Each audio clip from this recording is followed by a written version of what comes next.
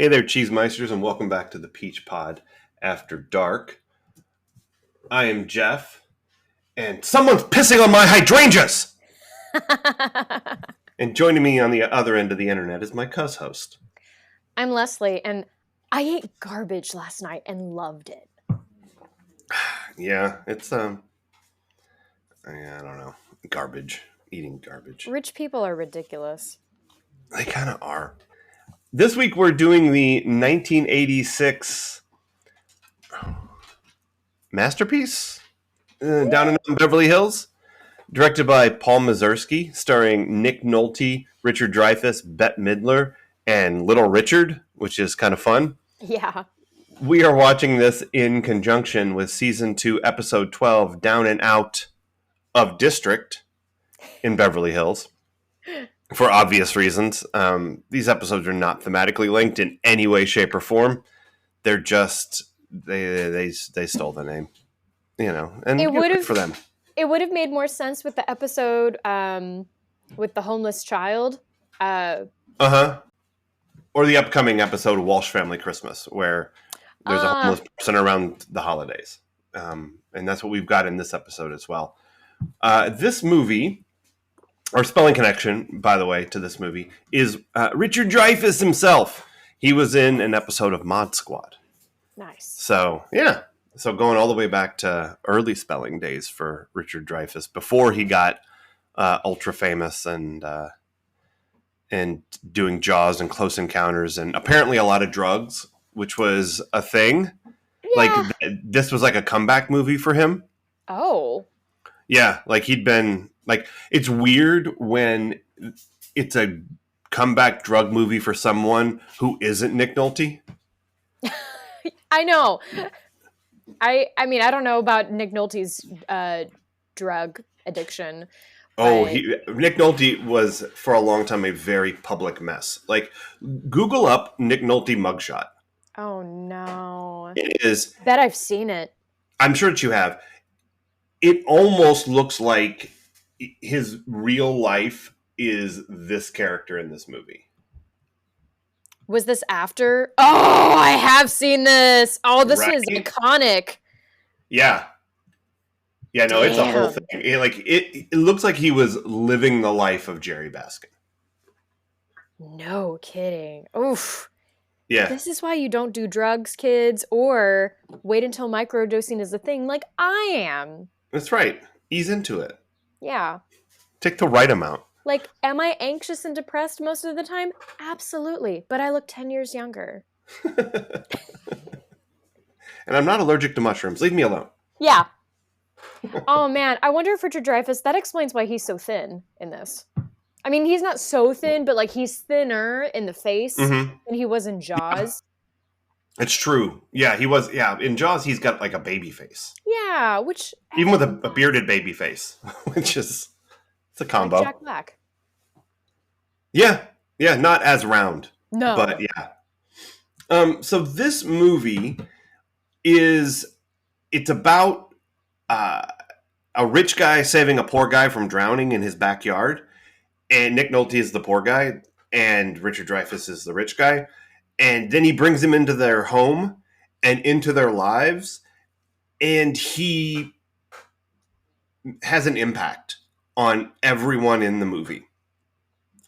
And including Richard Dreyfuss. He has lots of impacts on Richard Dreyfuss, which is sort of interesting. And it is a remake of a 1932 French film called Baudou Saved from Drowning. Yeah, and I watched about half of that this morning, just out of curiosity. It's on the Criterion Channel, if anyone, the Criterion Channel app, if anyone's interested. Oh. And the guy in the movie, Baudou, looks like Nick Nolte looks in this, like with the beard and disheveled, and he has a dog. Oh. And the dog runs away, and so he tries to kill himself, which is what Jerry does in this movie. And but he does it in the Seine.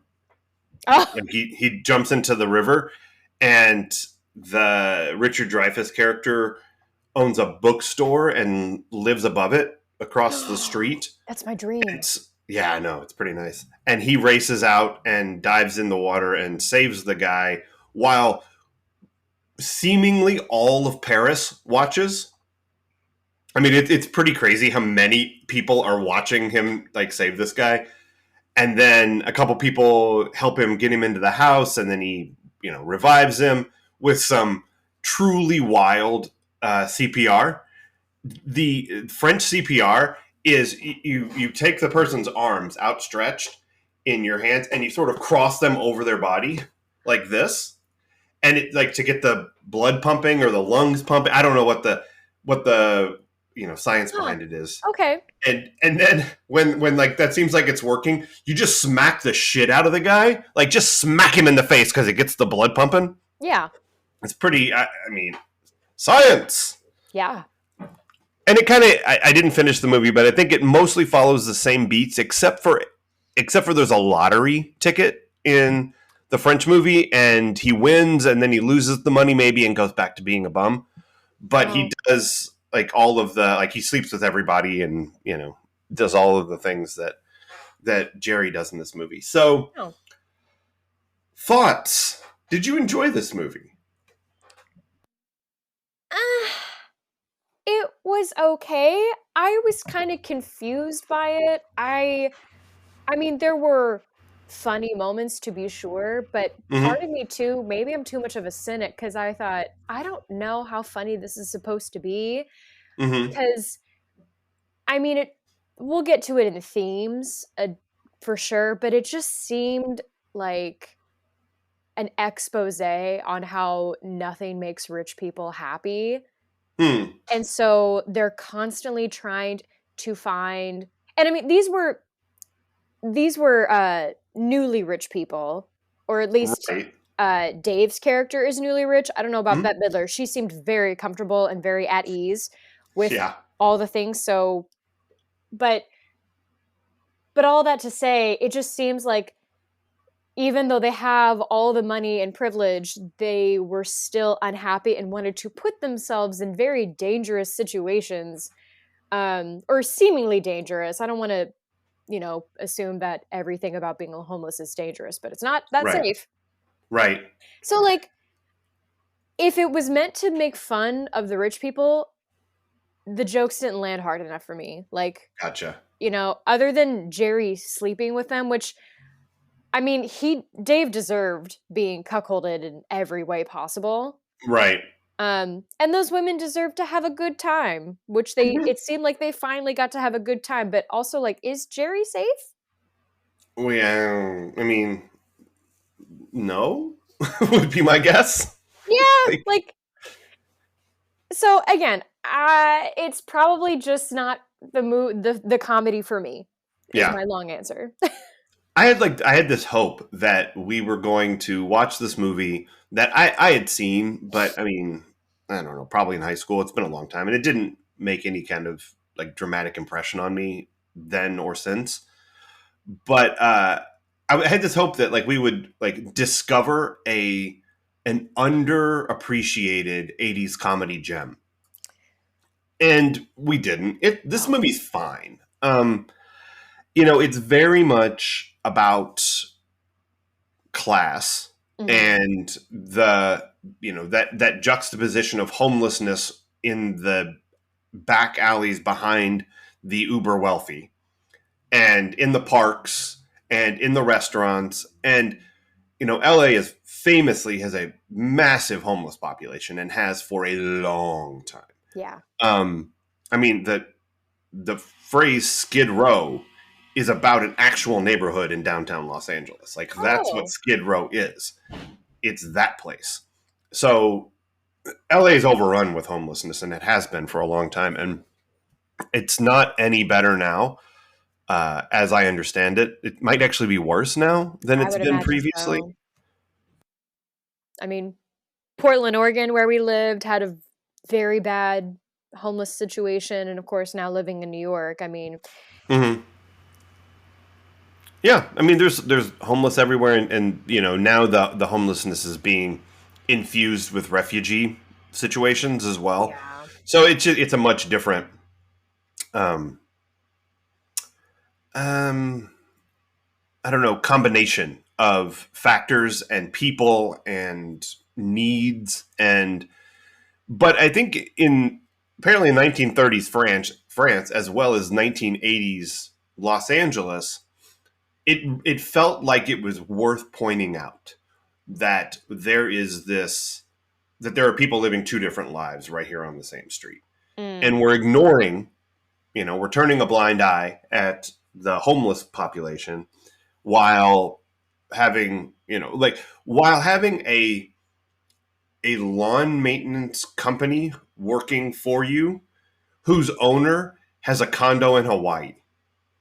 Yeah. Like there's so much money to be made in lawn care in Beverly Hills that guy has a condo in Hawaii that he offers it to Richard Dreyfuss. Just go there if you want. Just go hang. Take your wife. Go spend some time in my Hawaiian condo while I trim your hedges and try to bring your hydrangeas back from the depths of piss death. Yeah. So yeah, so he saves Jerry's dog runs off, and Jerry can't find him, and he can't take it, and he's fucking done. Yeah. So he loads his pockets with rocks and jumps into Richard Dreyfuss's pool, and I don't know, Richard Dreyfuss saves him. Like Dave just goes down, pulls him out of the water, and it's that whole like when you save someone's life, like not that they owe you, it's that like you're responsible for them, kind of. Which he totally wasn't. I mean, granted, I well, I kind of get why, even though this wasn't where they were going with it, but I would get why you don't want to like leave him to the cops, because the cops are maybe going to book him and then give him a night not on the street, right?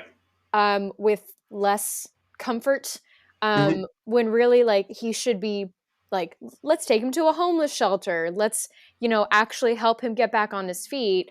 Right. And Dave is not equipped to help him at all. Like, not in the ways he needs.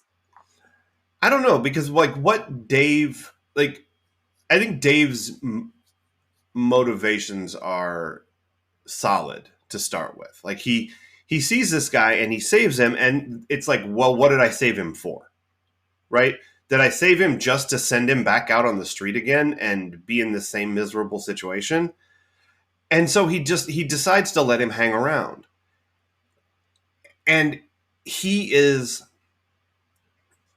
fed by that decision. Dave is. Yeah. Like there's a spark in him that doesn't exist earlier in the movie that he's getting from these interactions with Jerry, and it's opening his eyes to the world that's out there, and that the homeless people aren't so scary. Yeah. Like he takes Jerry out to that restaurant, and they're sitting outside where Jerry gets like an invite to pitch like a script, which is, it's what they're doing in LA in the 80s, apparently. It's like Netflix before Netflix. Yeah. And one of Jerry's homeless buddies comes up, and he invites him over to sit, and it's just a conversation that they're having now. You want anything to eat? No, I'm good, man. Reaches behind, grabs a... I loved that guy. That guy was just stealing food while turning down the offer of free food. Yeah, as you do. Yeah, part of me wonders if... I think Dave saw this as a way to absolve himself of the guilt he was feeling. Which, maybe. I don't think you should feel guilty for doing well in life, because we all deserve to have our creature comforts met. We all deserve to live in a cushy, relaxed life. But again, it's what you do with that once you have the money. And he probably he could have done these things without kind of upending his life, and possibly, I mean, the grand thing is we don't really know what is going to be the outcome of all this. Like, it is very much a slice of their lives. Right. Yeah, I I don't think know. I think one of the things that does work in this movie, I think that's interesting to me, is that everyone in Dave's house, like you said, is searching. Yeah. Right? Like Dave is not like he's got all the money in the world. He's totally set. There's business opportunities coming, everything's great.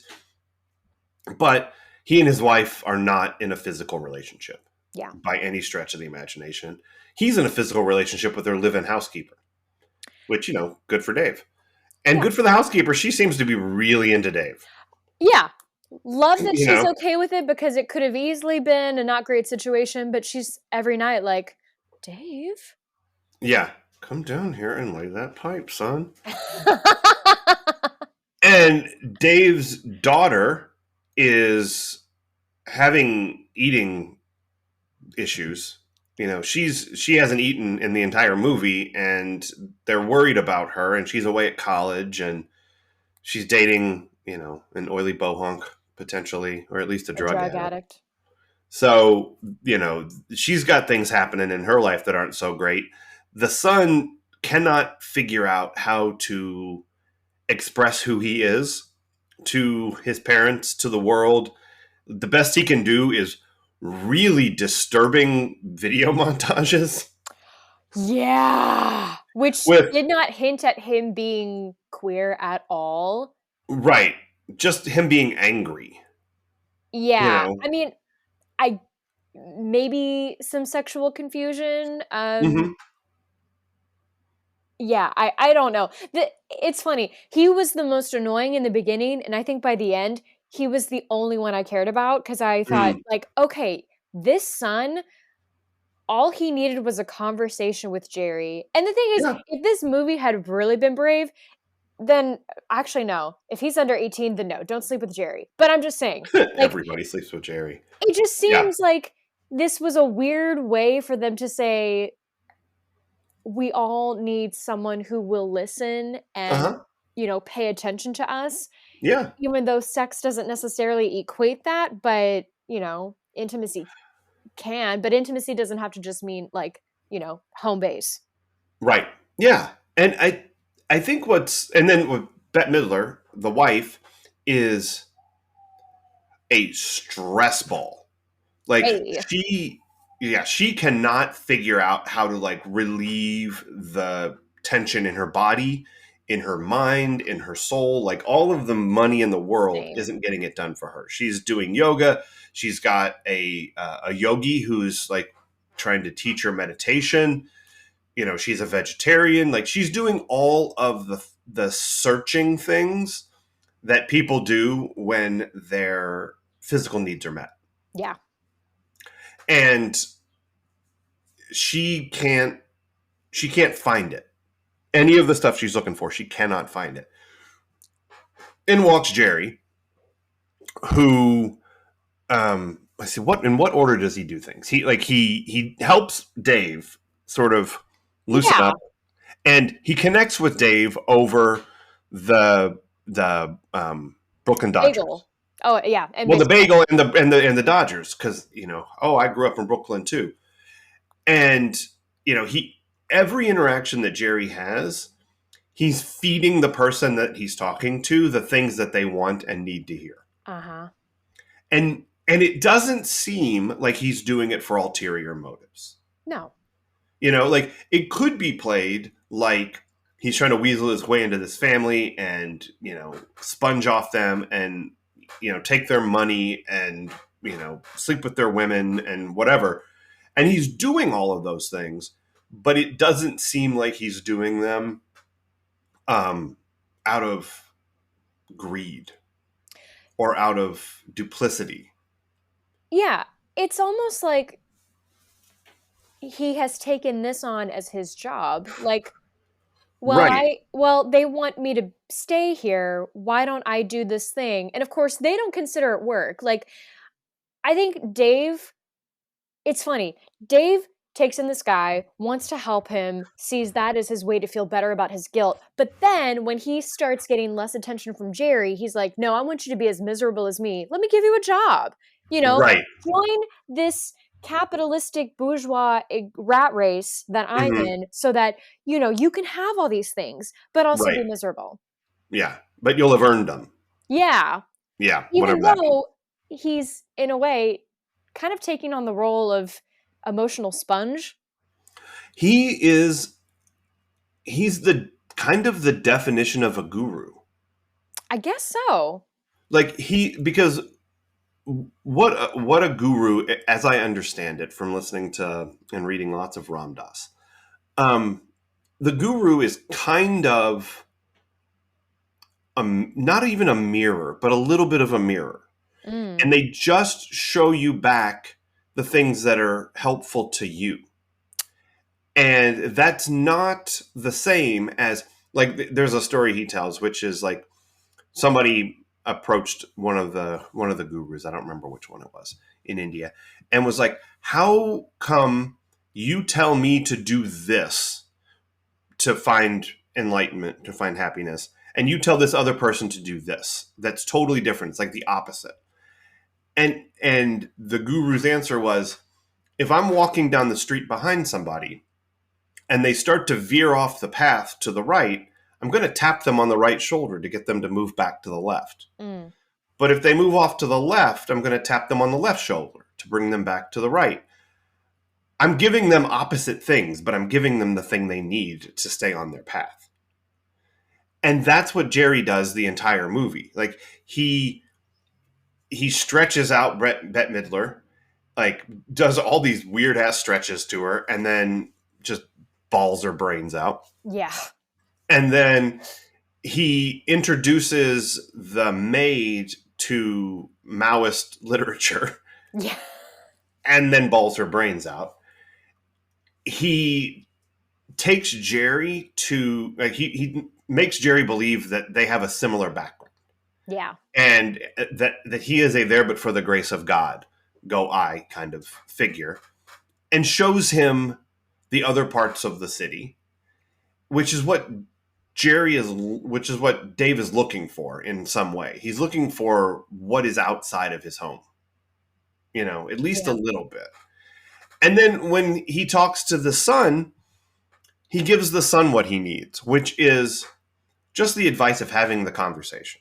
Yeah. I think all you need to do is just be honest and accepting him for who he is, because he sees him trying on makeup and, playing with gender identity a little bit. And I mean, at the end of the movie, it's very much a Boy George androgyny sort of mid-'80s look that he goes for. But, like, Jerry says, well, you're going to be who you're going to be, so just be honest about that.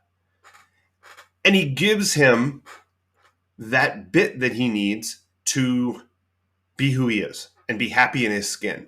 And so everyone there, and then the daughter comes back from college. Jerry balls her brains out, and then she's like, I think I'd like to eat some hors d'oeuvres now, which is like a big move for her, that she wants to eat some food. And that's the thing puts Dave over the edge, right? Like, you can have sex with my wife, you can have sex with my mistress, but when you have sex with my daughter, Buster, you've crossed the line. Honestly, I mean, I think that makes sense.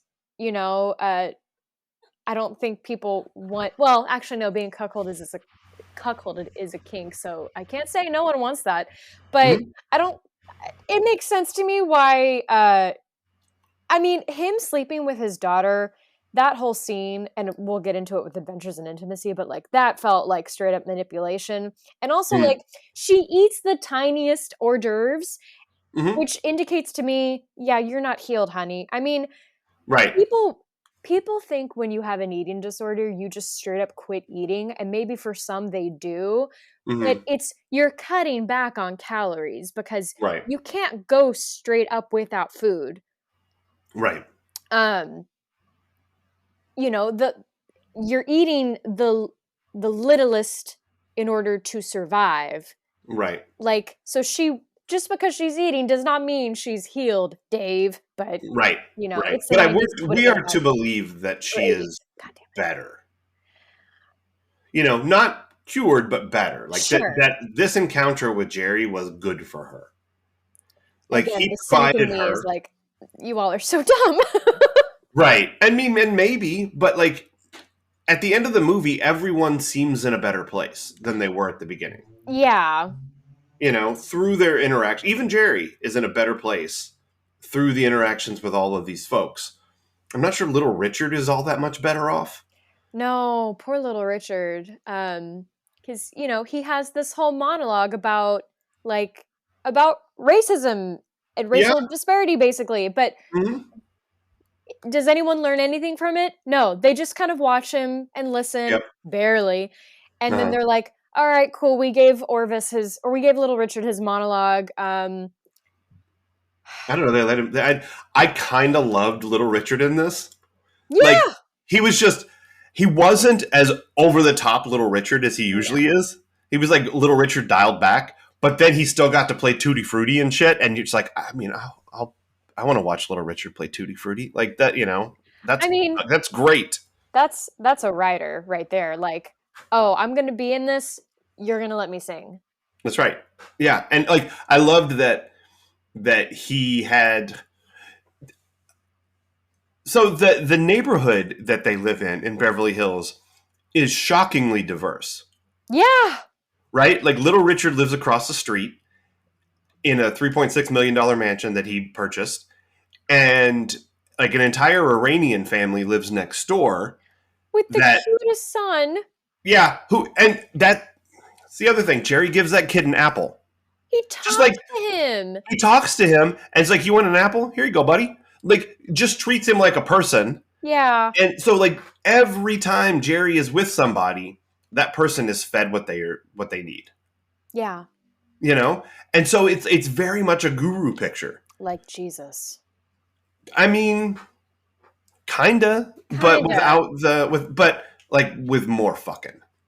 You know? Yeah.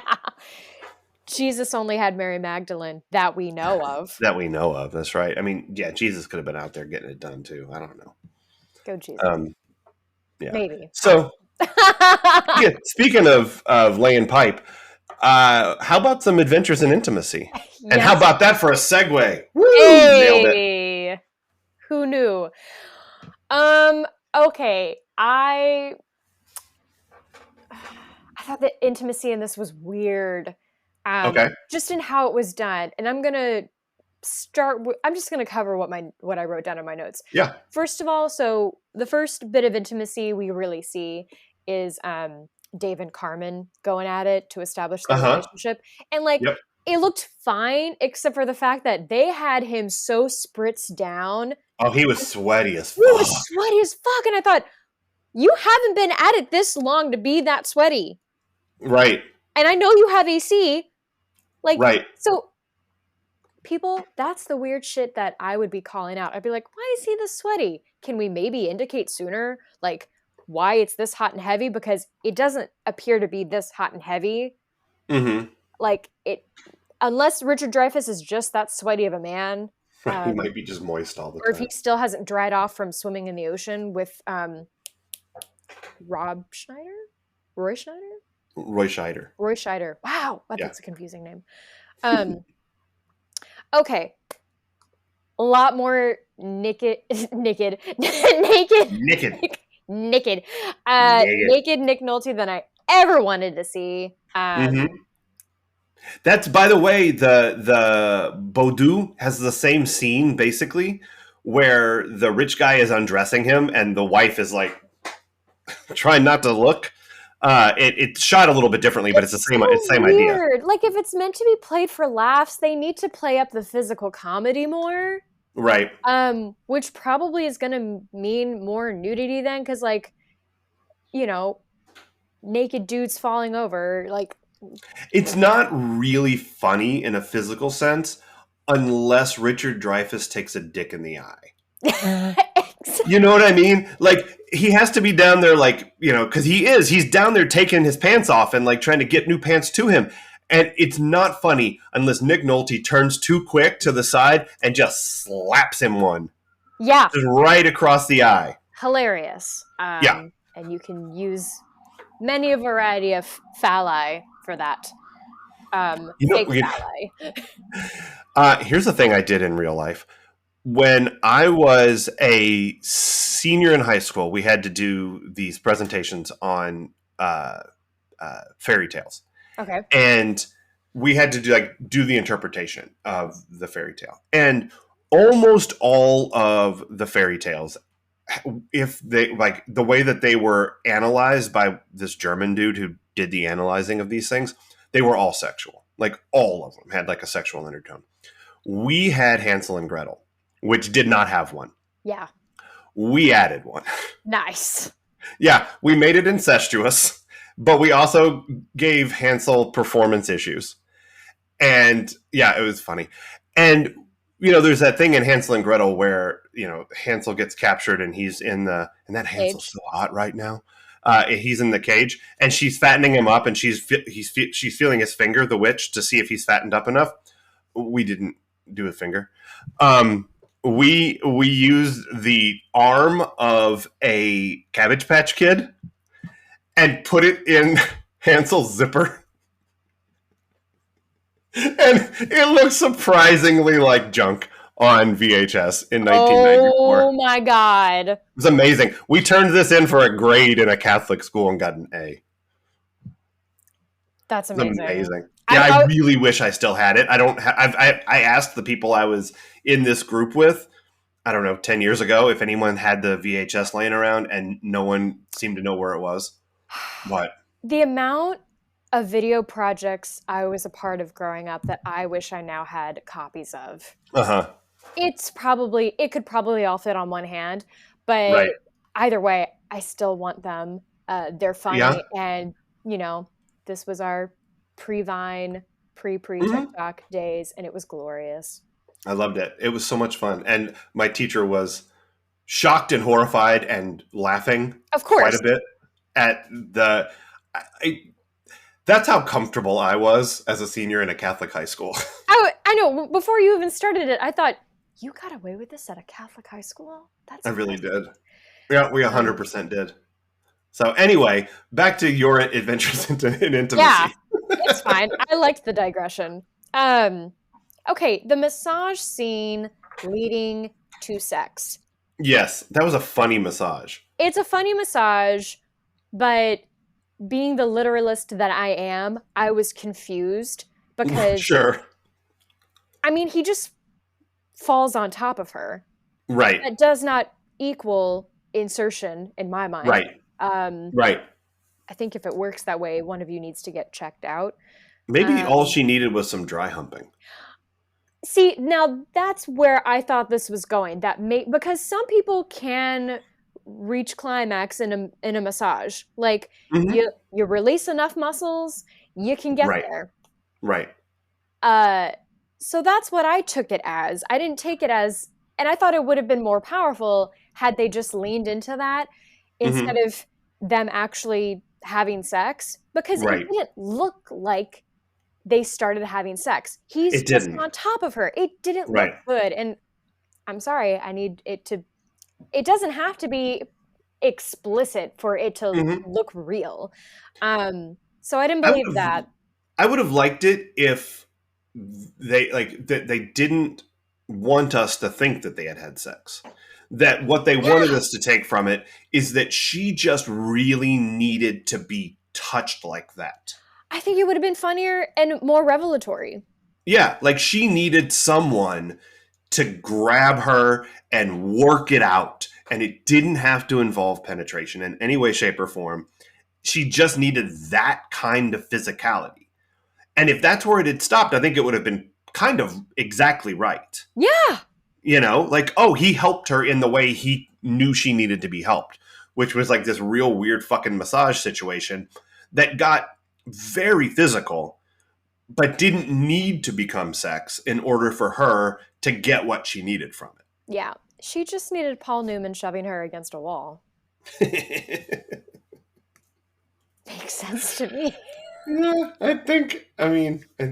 if there's one thing we've learned in season 2 of the Peach Pod After Dark is you have got a Paul Newman thing going and you kind of want it to be rough. Yeah. Okay. Yeah. Next, moving on.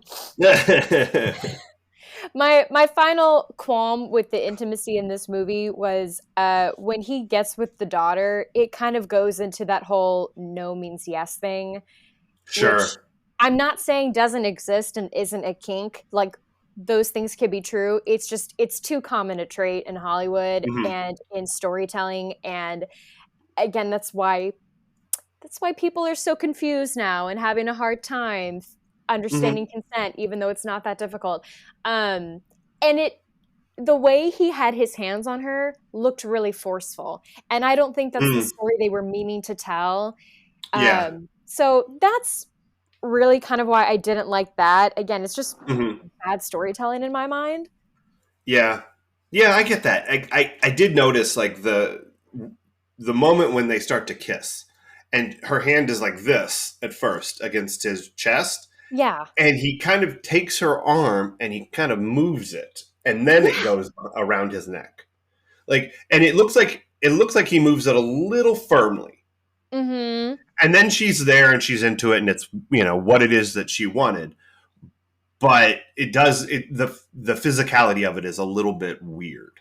And like you can still tell that story but play up the stupid humor of it because the whole idea of no meaning yes is dumb.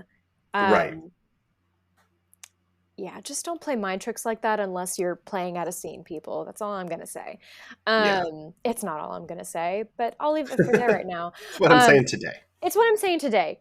So, because his hands looked super tense and his they just looked forceful, Uh-huh. more Yeah, forceful than I I think agree. was necessary. But since they didn't have a choreographer, that's probably all Nick Nolte felt like he knew to do.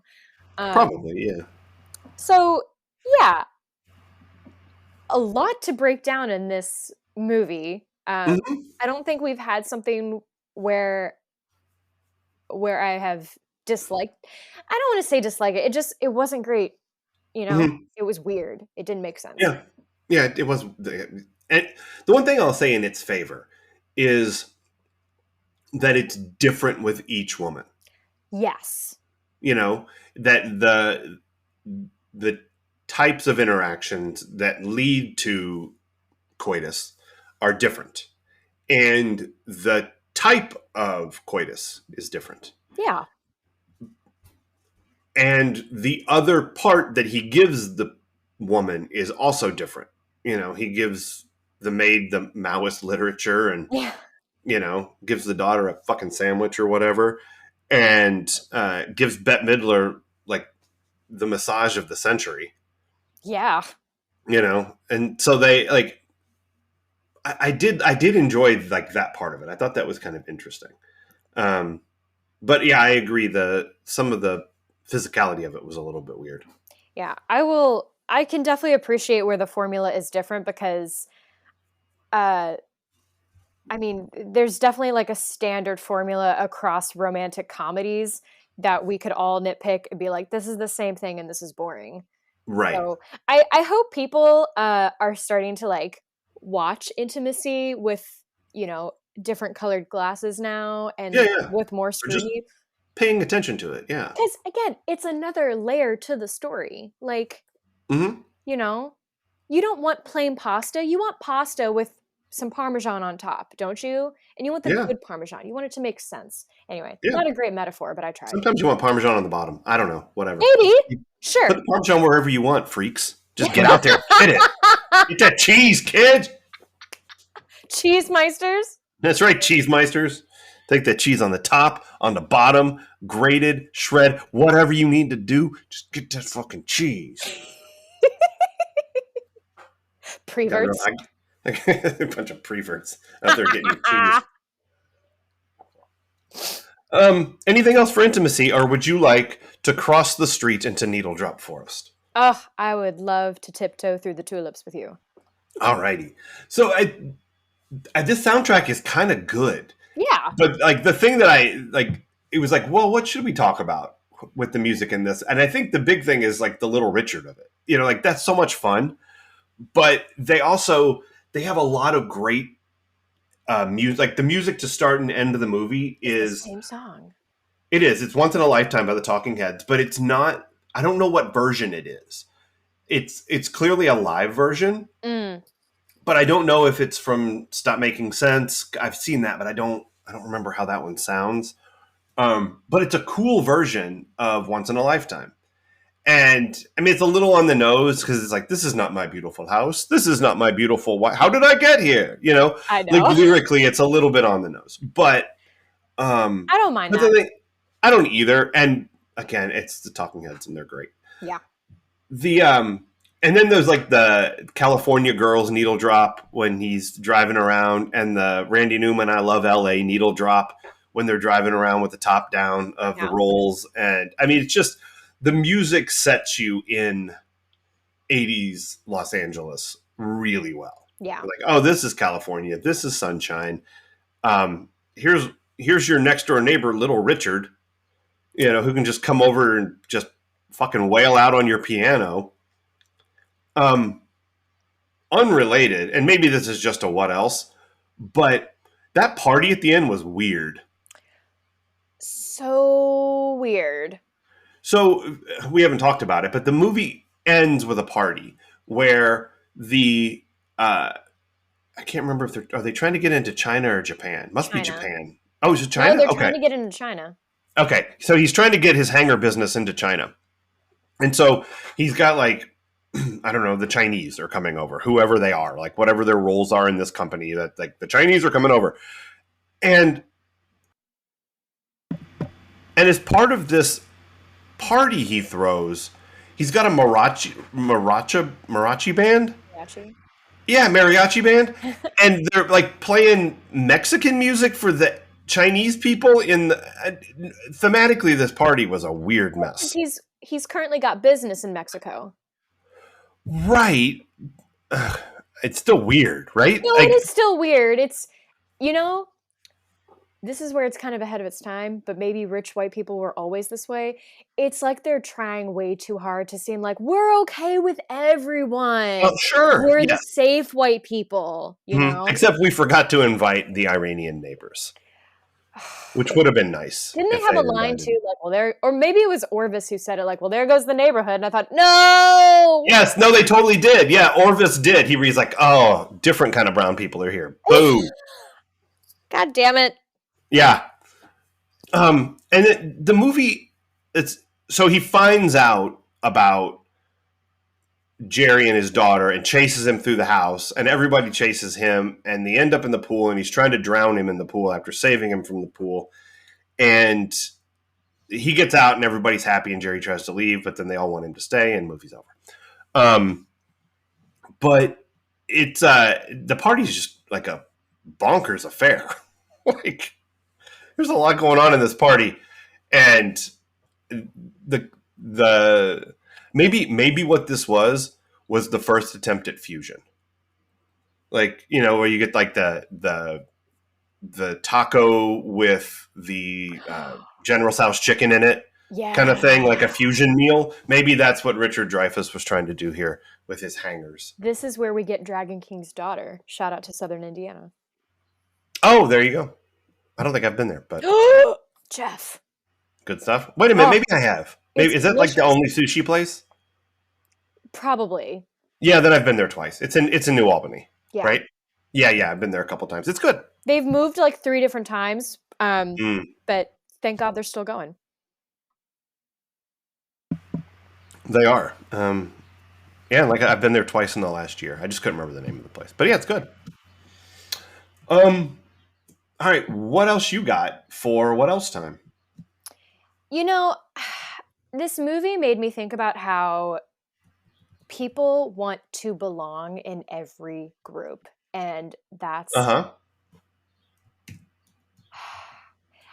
it's not just I don't want to say it's unhealthy, but it's not honest. You know, like, it's one thing to be likable, and I think you can be amenable or like polite in every group, but you're not going to belong in every group because everyone has a different life experience. Yeah. everyone has different opinions, which is not to say that people with differing opinions can't get along, but the different life experiences definitely has an impact on how you Mm-hmm. see the world and how you relate to other people. So to force yourself into those groups, I don't know, it's not great. Mm. And I think you just have to be like, Dave wants to be part of this homeless group so badly when he could Sure. be doing more by helping them. You know, he's more concerned with fitting in than actually making their lives better because he thinks how they're living is pretty great. And it's like, well, they've made it work for themselves, Mm-hmm. but I'm sure they would also maybe like some creature comforts met, Mm-hmm. consistent food that hasn't been touched by other people. Right. Yeah. So here's what I just thought of when you were saying that. I thought of the exact opposite. Interesting. And here's why. It goes back to the idea of the guru and the the planes on which you are identifying with yourself and others. And like there's a reality where I'm a man and you're a woman. Mm-hmm. Where I live in Chicago, you live in New York. Where I am white and this person is black. Where I have money and this person does not. But all of those things are creating an us and a them. Mm. That and when you have an us and a them, you can tell them to go away. You Mm. can exclude them. But there's also a plane of knowing where if this is the stuff you believe in, where you are a soul and I am a soul. And because we're all made of the same stuff, even the souls aren't different. Hmm. So it is, I'll agree to pretend that you are who you think you are if you agree to pretend that I am also who I think I am. Okay. And so if Ben doesn't see homeless homed, if he just sees this is a soul in this incarnation, this is who they are in this time around, then there's no difference. And the way that he can help them best is not on the physical plane, it's on the spiritual plane. Mm. And the way to do that is to work on yourself. And that's what he's doing with his new guru. That they are all working on themselves through this guru. And Dave doesn't see, and this is not the same as I don't see color. He doesn't see a difference Yeah. between him as an entity and them as an entity. There is no him and them, there is we. Yeah. And because it is physically true, scientifically true, that we are all made of the same stuff. Yeah. You and me and this desk and that tree and that star in the galaxy and everything in between it are all made of the same things. So we're not any different. We're just wearing a different identity right now. Yeah. You know, it's like you're not that white sweatshirt. Yeah. I'm not this blue t-shirt.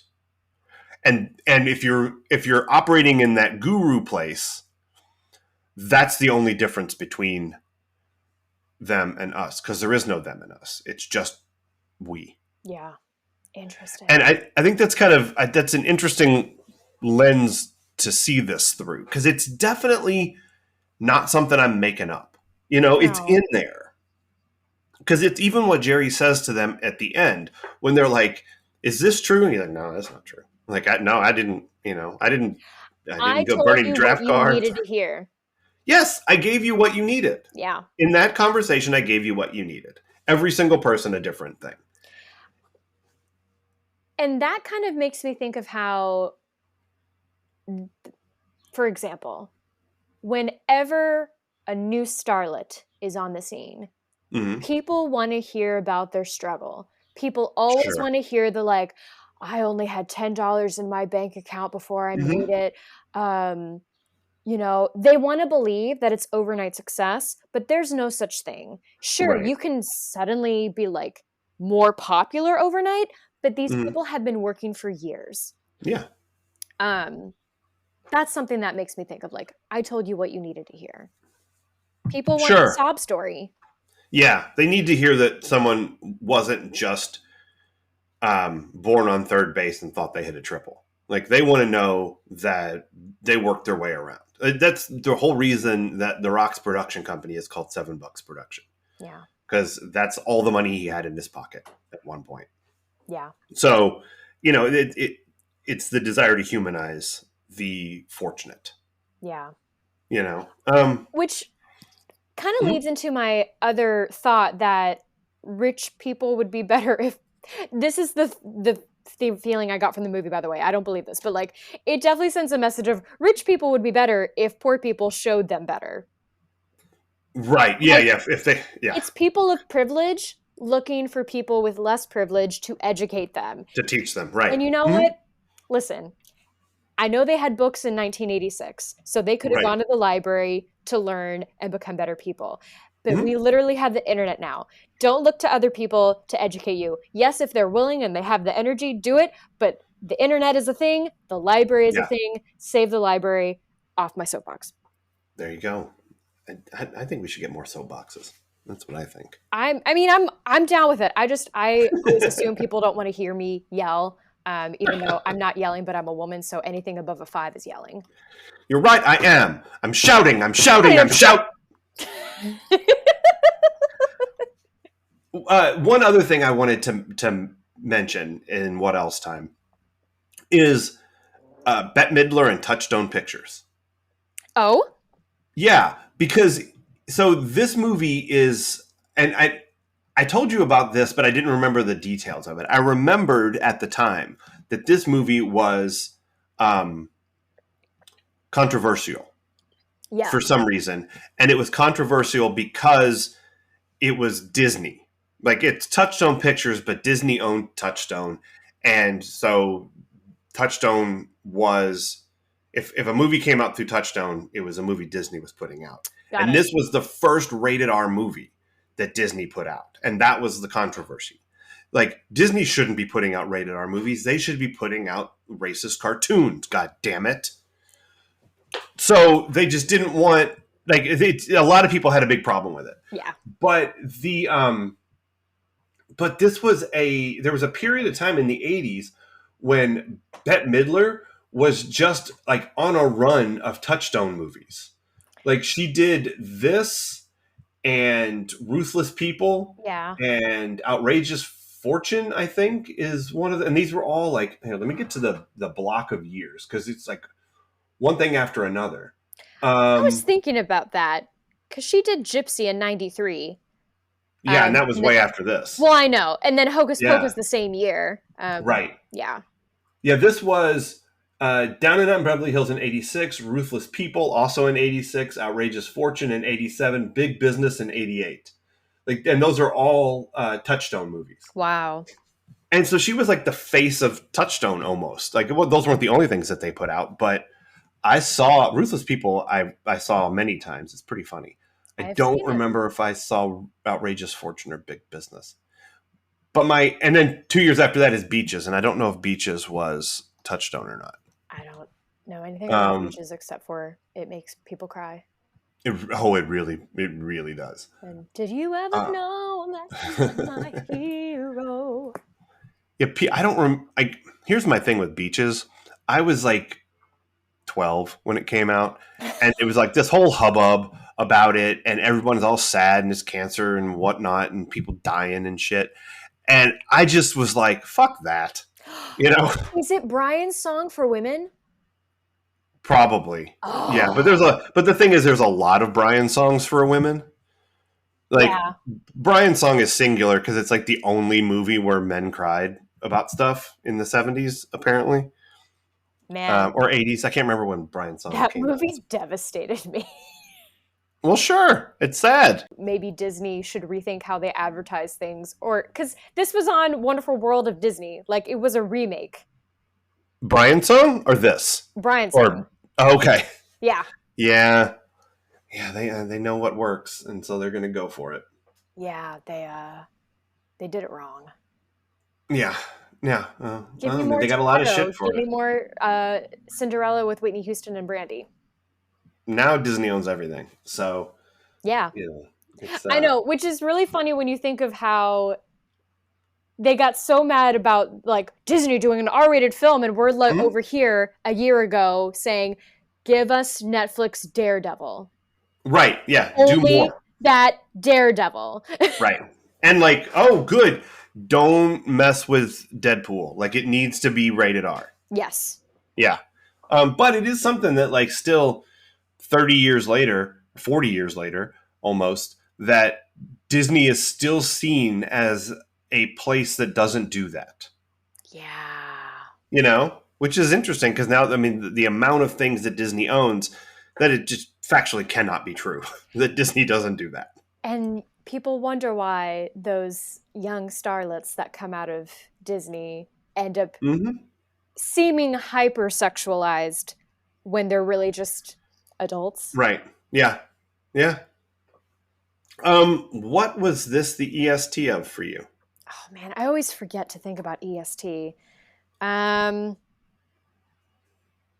This was the most naked Nick Nolte movie ever. I think that's not true. No! It just may be the nakedest Nick Nolte movie you've seen. He's not Harvey Keitel, like whose dick is in like 7 different movies. Wow. But I do believe there was a thing where Nick Nolte was naked more than once in film. Maybe in The Prince of Tides? Was he naked in The Prince of Tides? I never saw that. Don't ask me. You know I haven't seen it. I feel like he was. I feel like he was naked in The Prince of Tides. Go Nick Nolte. Yeah. Although, once again, kind of sounds like you're trying to live out some kinks on screen, and that is not the place to do it. Well, I don't know if you get paid for it, you know. No. No, it is a workplace, and there are other types of workplaces for you to go live out some kinks. All right, maybe I'll learn something about intimacy one day, but not today. I think for me the thing is, I don't know, maybe it's the Tutti Fruttiest. Yeah. Maybe it's the Little Richardest 80s movie that you can come up with. Because I don't know. I'm charmed as hell by Little Richard in this movie. Just the fact that he's in it is great. You know? And I mean, these are 1980s bangers. This is an all-star squad. Nick Nolte, Richard Dreyfuss, Bette Midler. Yeah. I liked seeing a toned-down version of Little Richard just because that tells me he can act. Yeah. You know? Yeah. And I mean, or act more than one thing. Yes. You know, because you know that persona is a persona. Yeah. But it's I liked that Little Richard was in this. I don't know that I needed to see other Little Richard movies.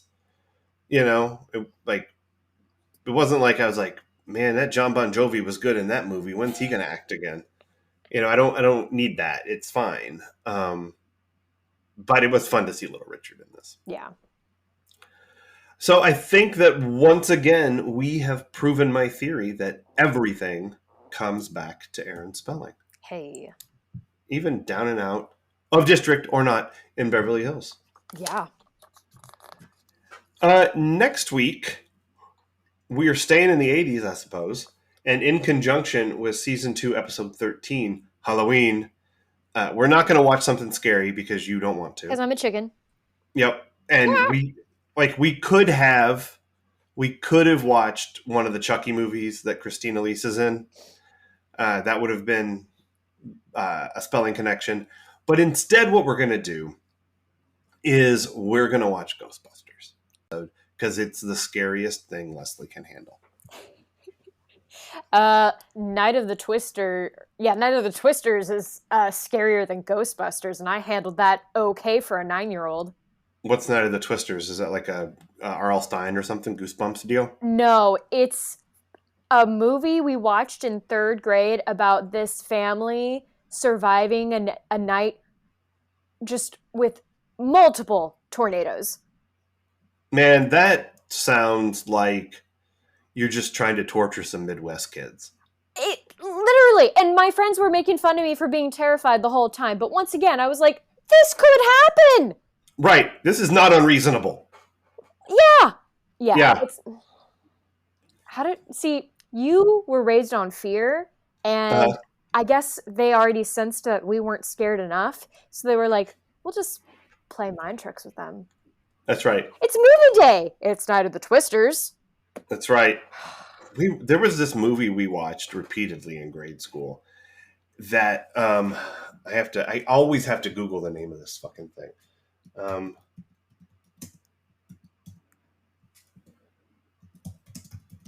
It's crazy, the stuff that messes you up. All right. There's this movie called Run Wild, Run Free. And it was a Disney movie.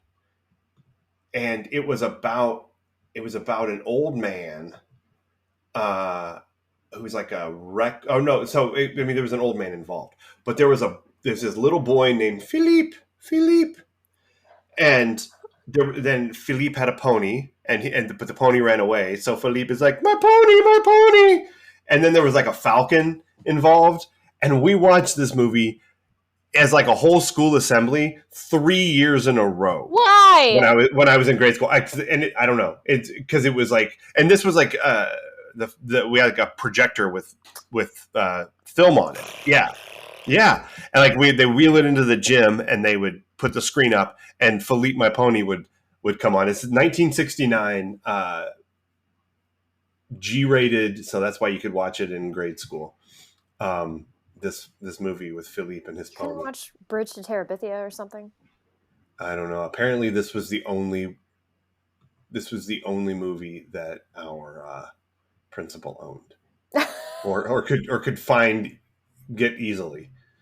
It's Philippe, my pony.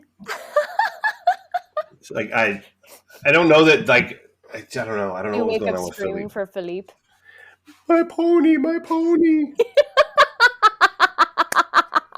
That's how I find it. I Google Philip, My Pony, and Falcon. And that's how I find this movie every time I need to find it, because I never remember the name of it. And I don't think it's like streaming anywhere where we could watch it. But I feel like this would give me, it would cause problems for me emotionally to have to deal with Philippe and the Pony. These movies. I hated this stupid movie. Anyway, not the point. So... Movies that haunt us. Yeah, exactly. This won't be one of them. Down and Out in Beverly Hills is not going to haunt me. It's fine. It's a movie that I've seen now twice, I think. Ghostbusters won't haunt us. No, Ghostbusters lives in me. I love Ghostbusters. I do too. I like the lady one better. Controversial. Interesting. I know. Interesting. I did not. I thought it was fine, but Ghostbusters is like a top 5 all-timer. Yeah. And it's hard to be better than that for me. No, I know. I haven't rewatched the original since seeing the 2016 one, so Gotcha. I'll be very curious to see what my feelings are. But like, I think I love all those ladies, and so that like that fixes some of the problems. But people hated it too much. Yeah, that was weird. People hating that movie the way they did. But whatever. Yeah. Next week we're gonna watch the OG Ghostbusters. Yeah. And until then, Cheesemeisters. Cheers. Cheers.